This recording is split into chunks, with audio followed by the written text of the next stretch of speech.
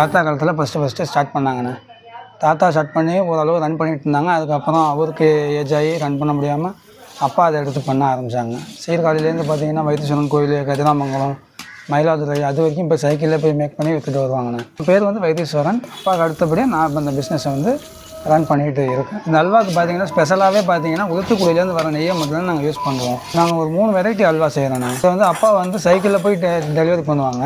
இப்போ கஸ்டமர் கேட்டாங்கன்னா நாங்கள் சீர்காழி அக்ராஸ் ஃபுல்லாகவே டெலிவரி பண்ணுவோம். இந்த சைக்கிளை வந்து எங்கள் அப்பா பயன்படுத்துகிற ஏரியாவே கிடையாது.